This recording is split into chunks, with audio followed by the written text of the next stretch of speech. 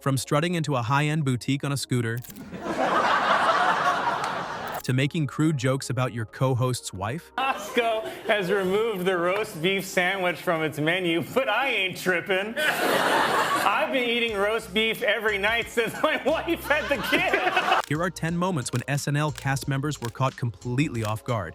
Starting with a delivery so well executed, you barely need dialogue. Hey gang, traffic on the Jensen overchange is just nuts. So, I apologize. Why don't you guys continue the meeting? And,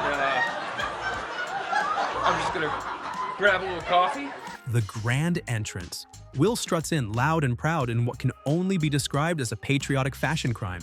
The cast immediately shook. They're trying so hard to hold it together, but the question just pops out. McGrew. Hold on a sec. Dale McGrew. What? What's with the get-up? Get up? What do you mean? And then, oh no, Farrell sits down and stretches. Dale, why don't you go ahead and fill us in? Gladly. Here's the situation.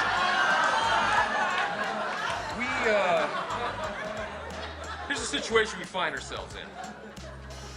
Productivity is extremely low for this time of year, okay? At this moment, Sean knows he's in trouble. He has to physically cover his face just to make it through the sketch. And Will? He finishes his speech like a true patriot. You know, I mean, that's my 2 cents.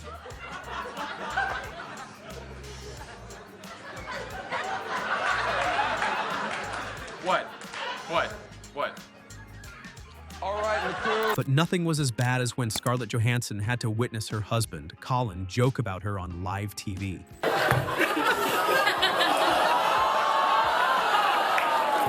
Why? I want to dedicate this next joke to my boo, Scarlett Johansson.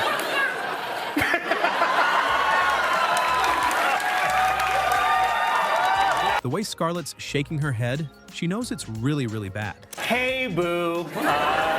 Y'all know Scarlett just celebrated her 40th birthday, which means I'm about to get up out of there.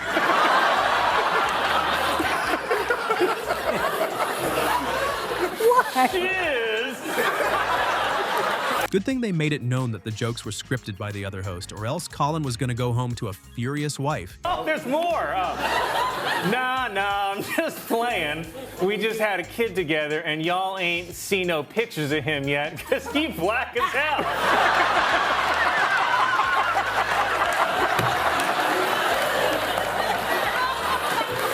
Shit.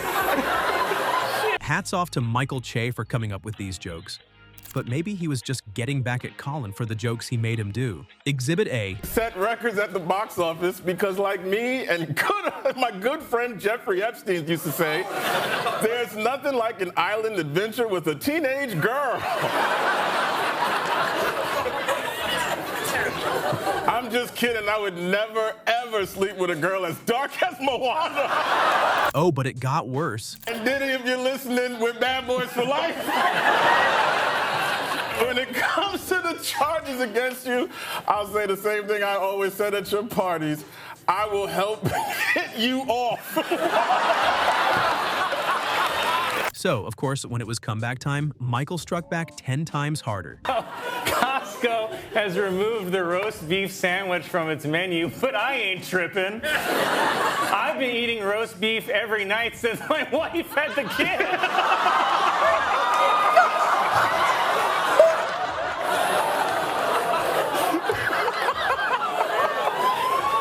That is a very accurate, much-needed facepalm moment. Nah, I'm just playing, baby.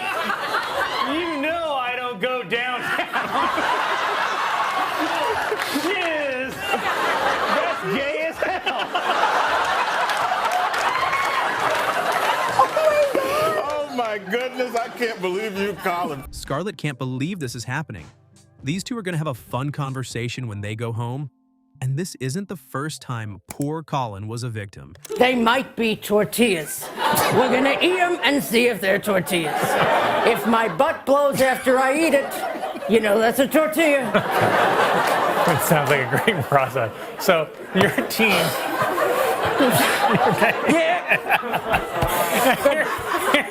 He just couldn't hold it in when he saw Kate's impersonation of Trump's lawyer, Rudy. Legally closed. Nuts on back. That's where a poll watcher ought to be. It just keeps getting funnier and more absurd. I'm sorry, are you talking about strippers? Yeah, strippers, posters. What do you call them? I call them. Look, I know it. Seems like we are shipping Rudy and Trump as prostitution fiends, but they don't mind that. What they do mind, though, is losing. So Kate decided to show us that in the most hilarious way ever. I know it's hard for you to talk about this, but you lost. So what is your plan? Rudy, what is your plan next, just like for yourself? So Rudy's plan is to go back to the Big Apple. Not the big lettuce, right? Daddy's home. You miss me? Ow, salad! It's that famous New York lettuce. God, I love this town. Okay, Colin was in for a ride in this one, but can you blame him? This was brutal, but Will Ferrell absolutely destroyed Jimmy Fallon and Sean Hayes in the iconic Jeffries sketch.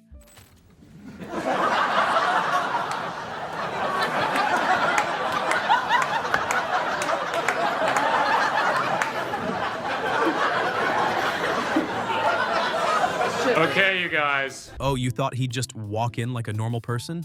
No, no, no. Will Ferrell glides in on a scooter, wearing sunglasses so cold they could freeze the sun. Jimmy Fallon, gone. Shoulders shaking, desperately trying to hold it in. Sean Hayes, already struggling. And then the tiny phone. Hold on.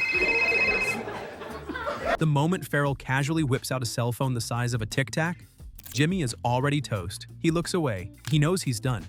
But Sean? Sean fights for his life to stay in character. But we all know he failed. But this isn't the only time SNL actors put everyone off the loop.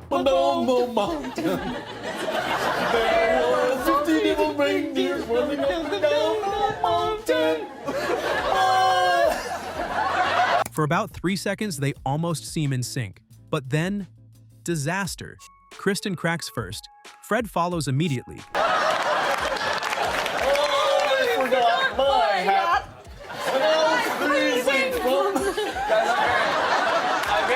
Sorry. They're laughing harder than anyone in the audience.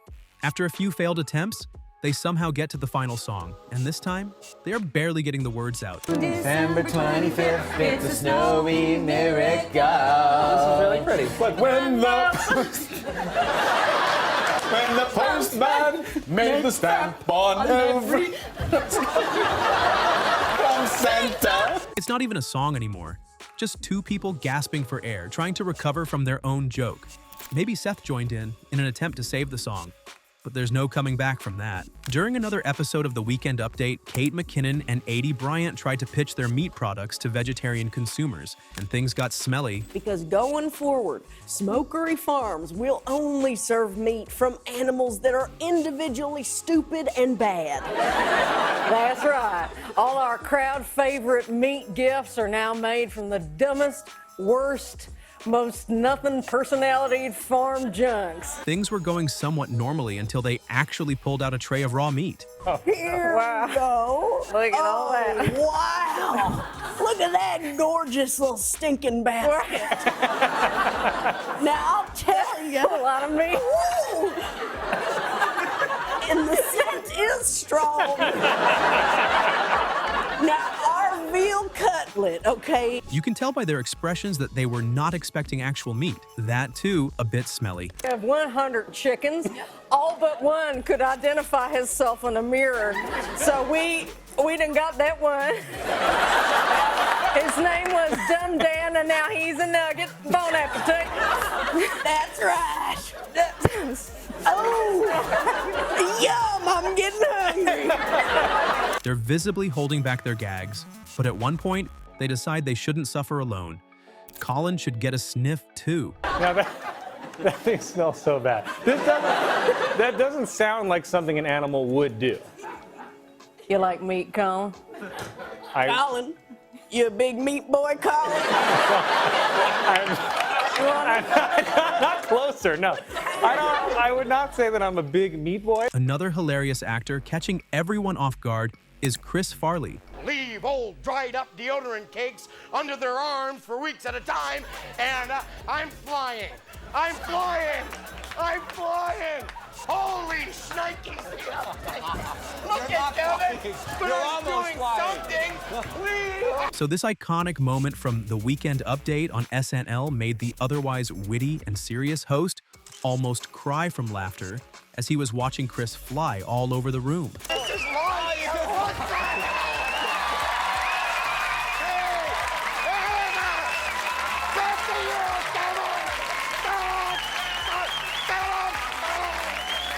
Just look at the amount of time it took for him to get back into character and continue the skit.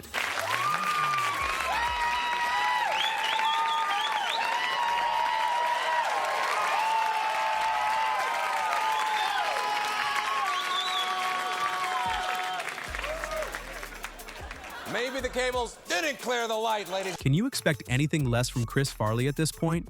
But wait until you see what happened when Kristen teamed up with Heidi Gardner in Secretaries. Only 2 more days till church. Tootie, would you mind picking up, Your son from daycare? Got him right here. Well, Tootie, I don't have a son. It starts off relatively normal, a boss introducing his 2 not-so-helpful secretaries. And then, within seconds, boom. Hiya, boys. Hiya, Trudy. Happy Friday. Only 2 more days till church. Tootie, would you mind picking up, Your son from daycare? Got him right here. Sure, maybe Tootie's a little too eager to help, but accidentally bringing home a random child? That's a new level of efficiency. And John Hamm? He was not ready for this. She makes matters worse because she not only breaks other characters, but also actual furniture. Tootie, I know you're new, but I'd really like you to Just kick my feet up and take a load off? Now that I can do. Oh, my God. Oh, my God. She just fell right through her desk. Yeah. At this point, we've seen Kristen Wiig physically destroy a sketch, falling through a desk, sending her skirt flying, and breaking her co-stars in the process. But what happens when Heidi herself is caught so off guard, she can barely keep a straight face? I'm joined by MIT Dean of Technology, Professor Norman Hemming. Thank you, Bobby. Well, let's get into it. Professor, you've been very outspoken about the threat AI poses. Can you explain your stance to the average American? It was all going okay until the News Nation livestream event on AI was derailed by 2 audience members, Ryan Gosling and Mikey Day. Professor, is there a problem? Yeah, there's a gentleman in your audience who looks strikingly similar to Beavis from the cartoon Beavis and Butthead. It's just a little distracting. I'm not familiar with that cartoon, but would it help if he moved seats? Now that he's said it, the similarity is striking. And when the host finally turns around, she is taken aback too. It's the gentleman in the blue shirt and blonde pompadour.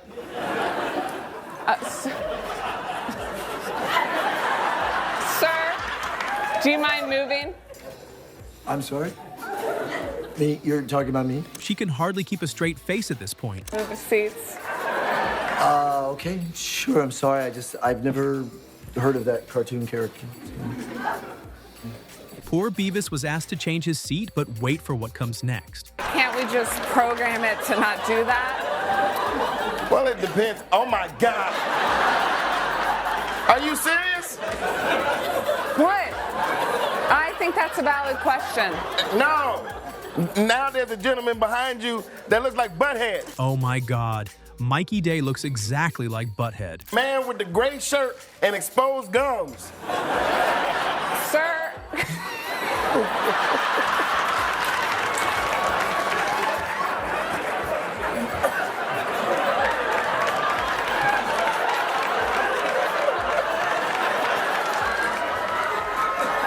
It takes her a good minute to get her laughter under enough control to get her words out. move seats. She's talking to you. Oh, I'm sorry, me? Yes. I am so sorry. And it only got worse after that. Yes, right here. You put them right next to each other. Look, they even sitting like they do on the show. You two really don't know that you look like Beavis and Butthead.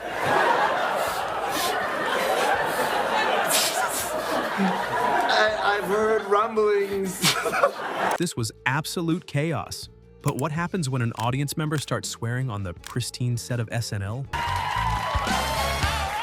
House correspondents, how we doing, White House? Hey, Chef, go ahead and hang that apron up, bruh, because I'm doing the roasting tonight. Colin is absolutely clueless. I see y'all got Hickam on the menu. More like, here come another man with another excuse. Oh, I lost my phone. The hell? Okay. I'm sorry. Ego, where is this going? Same question, Colin, but taking her unpredictable monologue to the next level, Ego decided to dabble in a little crowd work. You don't have kids. Hey, get your friend, Michael, because I ain't doing no crowd work. This Miss Eggy, and Miss Eggy don't what? That's right. How y'all know? Play. But the next time she turns her mic to the audience, she's not so lucky. And Cory Book out here with his filibuster. Shoo. I had my fill of busters. Because these men ain't what? You finna get fined for that. Work the damn sucker. You know they're thinking the same thing. Oh shit.